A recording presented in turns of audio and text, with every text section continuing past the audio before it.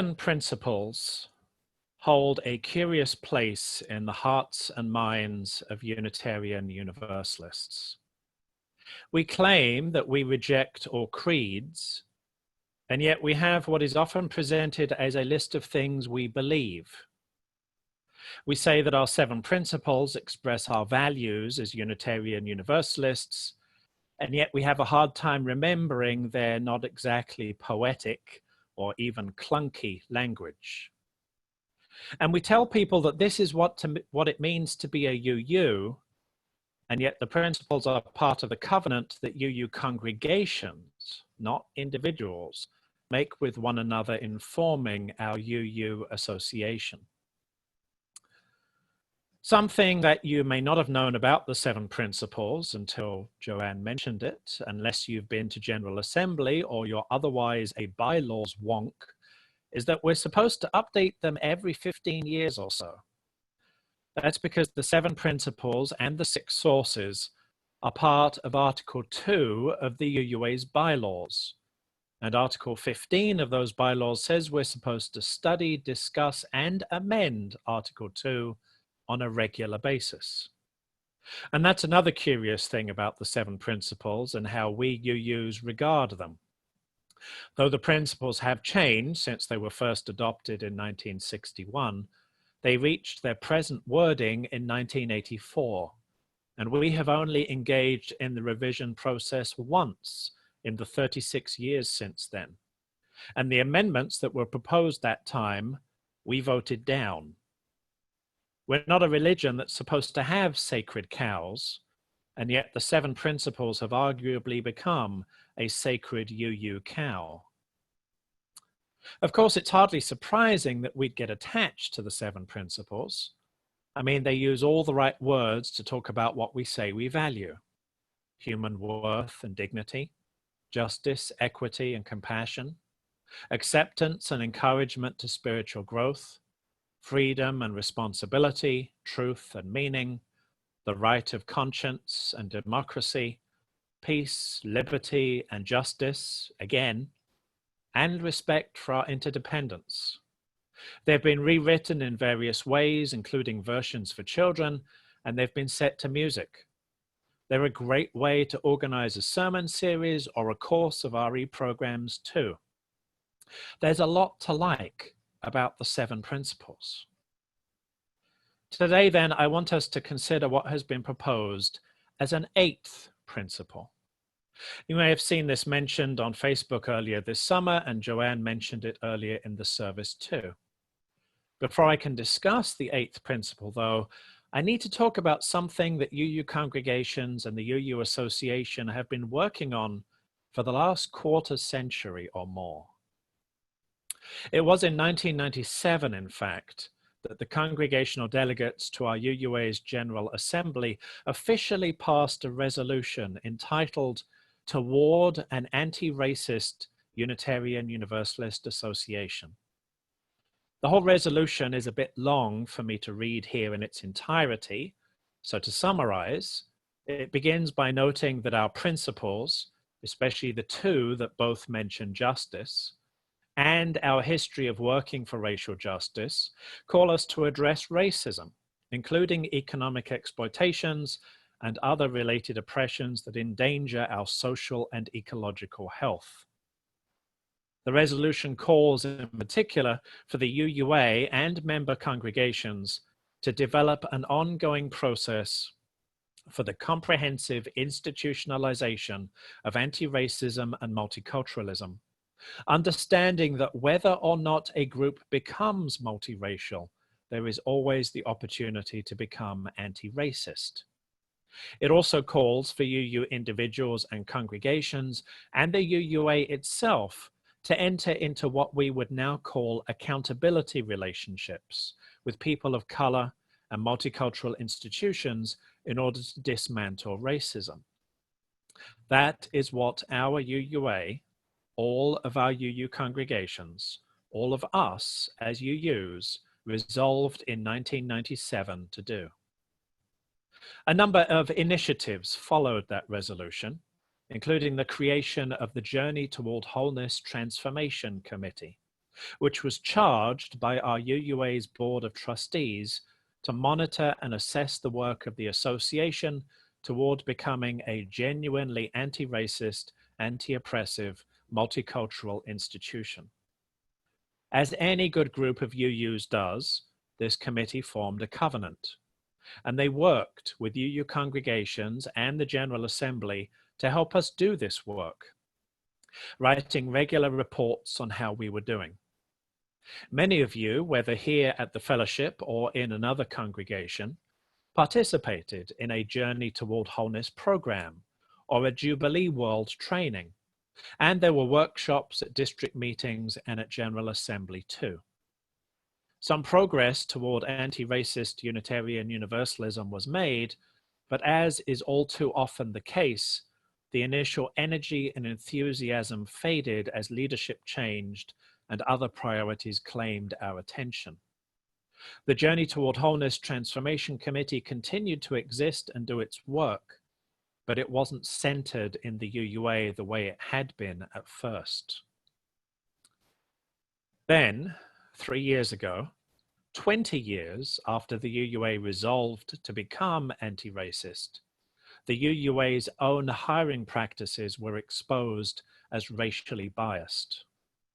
The Reverend Peter Morales, the UUA president, resigned, taking the number of people of color in senior UUA positions from 2 to 1.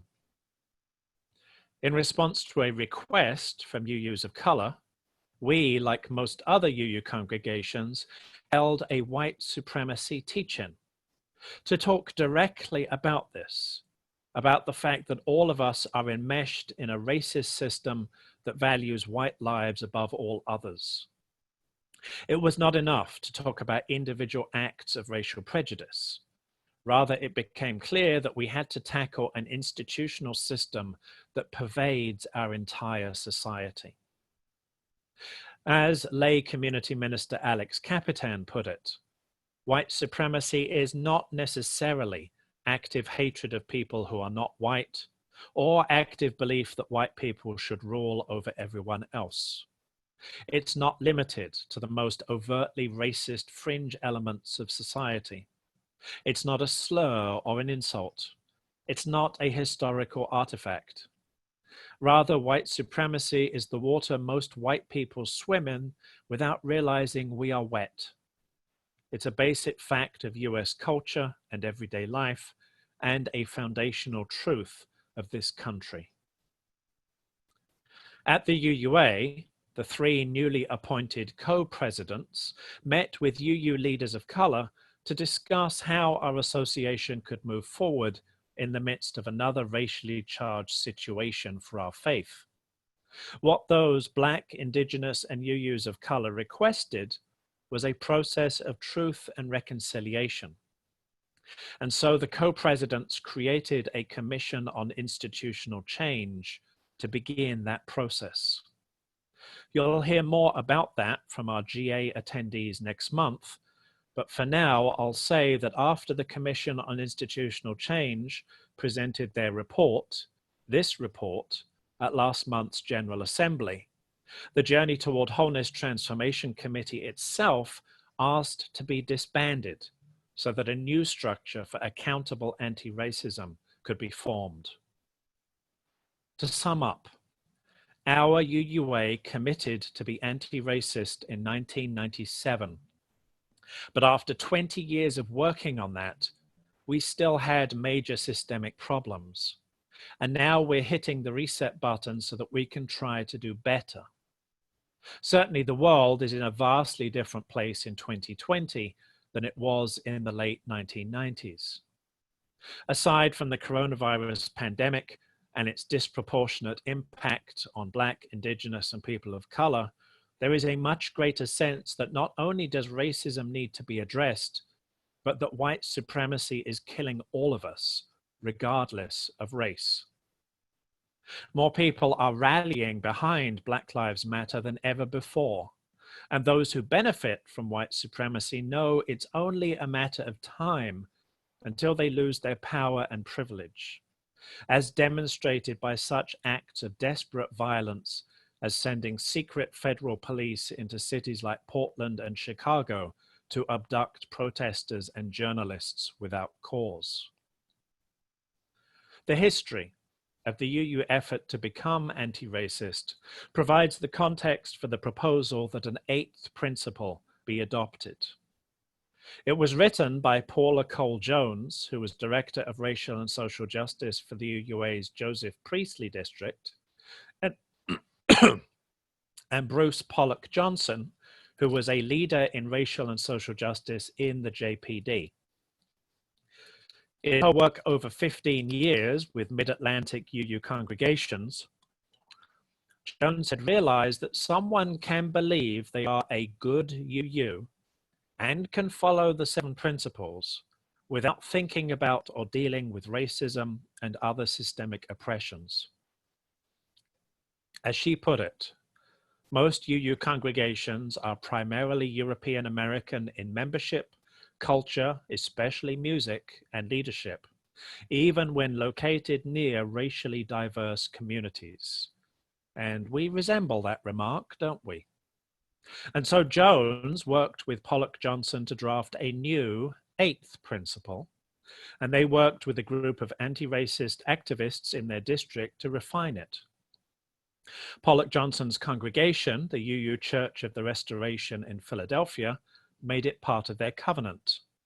The Black Lives of Unitarian Universalism Organizing Collective and the Diverse Revolutionary UU Ministries endorsed it, and it has been proposed that the UUA adopt it. As Black Lives of UU put it, if, as stated in the 1997 resolution toward an anti-racist UUA, we are committed to an ongoing process for the comprehensive institutionalization of anti-racism and multiculturalism within our faith, where is the demonstrable commitment to explicitly dismantling white supremacist norms within our association's hiring practices, or within the culture of our member congregations, or within the hearts and minds of those who identify as Unitarian Universalists? Furthermore, Blue notes, the 1997 resolution affirms that all Unitarian Universalist leaders, including ministers, religious educators, governing boards, UUA staff, theological schools, and future General Assemblies, are to engage in an ongoing anti-racism training, to examine basic assumptions, structures, and functions, and, in response to what is learned, develop action plans. As such, Blue asks, where is the consistent and demonstrable effort around dismantling white supremacy in the structure, culture, and liturgy of our faith community? The conclusion is that though UUs and the UUA have done good work in fighting racism throughout the decades, from the civil rights movement to the Black Lives Matter movement, funding and support for our journey toward wholeness faded. Our accountability mechanisms failed us. And for UUs who identify as white, it is still too easy to ignore white supremacy, which is exactly what keeps our society's system of racism not only alive, but thriving. The 8th principle, as Jones and Pollock Johnson explain, came from recognizing that we need something to renew our commitment to the work of anti-racism, to hold ourselves accountable, and to fulfill the potential of our existing principles. So you might be wondering, what does this proposed 8th principle actually say? Here it is. We, the member congregations of the UUA, covenant to affirm and promote, journeying towards spiritual wholeness by working to build a diverse, multicultural, beloved community by our actions that accountably dismantle racism and other oppressions in ourselves and our institutions.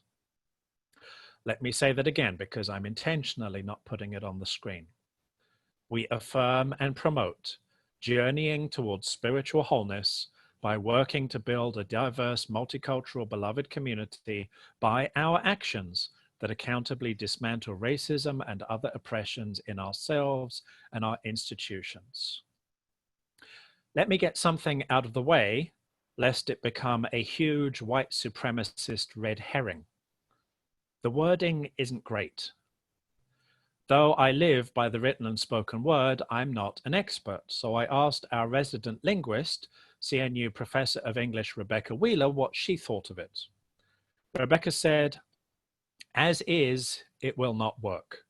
Even reading it 3 times did not extract meaning for me.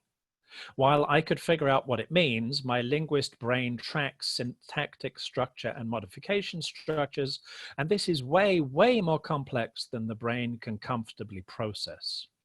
I mean, Rebecca concluded, when you have a linguist read it 3 times and she's still unable to track the syntax, you know that there are issues. Now, Paula Cole-Jones, who co-wrote the 8th principle, acknowledges that this wording will almost certainly change before it is adopted by the UUA. So I don't want us to get hung up on this exact wording. There are ways it could be rewritten, including this version from Rebecca. We affirm and promote a journey towards spiritual wholeness, holding ourselves accountable in word and deed to dismantle racism and other oppressions in ourselves and our institutions, and so to build our diverse, multicultural, beloved community. I want to get the issue of wording out of the way, because aside from the fact that the wording will change in time and going through multiple General Assemblies anyway, focusing on the words rather than the meaning and picking it apart and getting into wordsmithing when it comes to a statement from Black, Indigenous, and people of color is a way to distract from the real issues of white supremacy and avoid having to do anything of consequence. So I'm grateful to Rebecca for confirming my own feeling that the present wording of the 8th principle isn't great. And now you've all heard from an expert too. And with that, we're not going to talk about the specifics of the wording any further. Oh, one other thing. Why focus on racism in this new principle? It mentions other oppressions, but racism is highlighted. One answer is that this is in the context of the United States, where racism is our original national sin. Another answer, and this is not to fall into the trap of arguing about who is being oppressed more, is that the UUA has made much more progress when it comes to, say, women becoming ministers and congregations becoming LGBTQ inclusive. The third answer is a word we've all learned since the first Women's March: intersectionality. White supremacy isn't just a system of racism. It's also a system of economic oppression, gender inequality, homophobia, and ecological devastation. In order to tackle any of those, we have to address racism. It's not that all lives don't matter. It's just that right now, it's Black lives that really need our attention.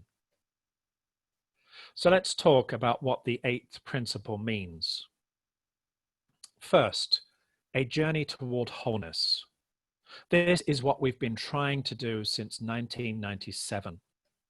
As Jones and Pollock Johnson put it, many people of color have been attracted by the values and potential of Unitarian Universalism, but their souls have been repeatedly wounded by its whiteness. Let's make our actions match our values. Let's be a UU movement that feeds them, they plead. That would be spiritual wholeness. Right now, there's a part of us that's missing as a religious community. And it's not primarily about the racial diversity of our membership. As the 1997 resolution put it, understanding that whether or not a group becomes multiracial, there is always the opportunity to become anti-racist. Everybody who wants to be here should be able to be here. And until that's the case, we are not whole. Second, a diverse, multicultural, beloved community. The beloved community is an idea, a goal, a vision promoted by Dr. King as another way of talking about the kingdom of heaven. When people of diverse races, ethnicities, educational backgrounds, economic classes, gender identities, and sexual orientations come together in interdependent relationships of love, mutual respect, and care, within themselves and in the wider world, that's the beloved community. As the late John Lewis put it, it's love in action. Third, accountability. As Jones and Pollock Johnson explain, this means that white UUs hold themselves accountable to communities of color to make sure white UUs do what they say they will do. In practice, that can mean having a Black, Indigenous, people of color caucus within congregations to discern and express needs and concerns to the rest of the community. Black UUs hold themselves accountable and help each other see and dismantle signs of internalized racism. We need effective mechanisms to ensure this. Fourth, dismantling racism. It's not enough to be non-racist. We need to be actively anti-racist. It requires work at the personal and institutional levels to dismantle the structures of white supremacy and replace them with a world that makes the beloved community possible. Now, it might well be said that all of this is already in the 7 principles, or at least it's implied by them, or it's perhaps a consequence of them. Well, on the one hand, our 7 principles do not explicitly hold us accountable for addressing oppression, especially at the systemic level. Our second source does, but the 6 sources have always been second-class citizens compared to the 7 principles. Our 7 principles do mention love, the 4th source does, let alone the 7 principles do not mention love, the 4th source does, let alone beloved community. And the 7 principles are supposed to be dynamic, not unchanging. We're supposed to review and revise them every 15 years, remember? On the other hand, if the 7 principles are supposed to lead us to do the work that the 8th principle asks us to do, why aren't we doing it already? Why did the Journey Toward Wholeness effort make so little progress in 20+ years? If, in fact, the 7 principles have failed to lead us to where we have repeatedly said we want to go, then maybe we should just scrap the 7 principles and simply replace them with what's been proposed as the new 1 principle. I asked Paula Cole-Jones that very question a couple of months ago, and I'm glad I did. She replied that it would be harder to replace the 7 principles than add an 8th, and I think she's right. Like it or not, the 7 principles have become a sacred UU cow, and I don't want to make the anti-racism work we need to do any harder by distracting us with another of the fake fights that only serve to protect white supremacy. So, what should we do about our 8th principle? First, a journey towards spiritual wholeness. We need to take a good, long, unflinching look at ourselves to see how we are wounding people of color who are otherwise attracted by the values and potential of Unitarian Universalism. And it's not a matter of if we are, we are. So in March, the Policy Board created an anti-racism task force, which is charged to evaluate the UUFP's bylaws, policies, procedures, and programs by assessing how they support and/or dismantle institutional racism and make relevant recommendations to the Policy Board. Board member at large Lucy Van Tyne is chairing the anti-racism task force. Second, a diverse, multicultural, beloved community. As we imagine and search for our new church property, we need to keep the idea, the goal, the vision of beloved community in mind. This will be the measure of how we are doing as a congregation, not how many seats the sanctuary can hold, nor how much green space we have, nor how close it is to the interstate. Yes, there are practical considerations, but they are ultimately in service to our mission and to our purpose, which is to build the beloved community. Third, accountability. It's not about how many faces of color you can see on a Sunday morning. It's about whether we are in relationship with communities of color beyond our walls, who will hold us accountable for doing what we have said we will do. I would argue that the Committee on Ministry has been preparing us for this by helping us to understand the importance of covenant and the necessity of self-differentiation. We need to continue that work, learning to decenter our whiteness and that it's okay to be less than perfect. And fourth, dismantling racism. Over the 20+ years of the Journey Toward Wholeness program, the trainings and workshops taught us to tackle racism head on. Or at least that was the intention. What actually happened was that white fragility got in the way. It's one of the defense mechanisms that are built into white supremacy to make white people averse to talking about racism. So Lucy Van Tyne and I are leading a 3-session program with Robin DiAngelo's award-winning book, White Fragility: Why It's So Hard for White People to Talk About Racism. The 3 sessions will begin at 7 p.m. on alternating Tuesdays, August 11th and 25th and September 8th, and registration via Zoom is required to get the link to participate. You can find more information about this on the UUFP website and calendar, or you can contact Lucy or myself.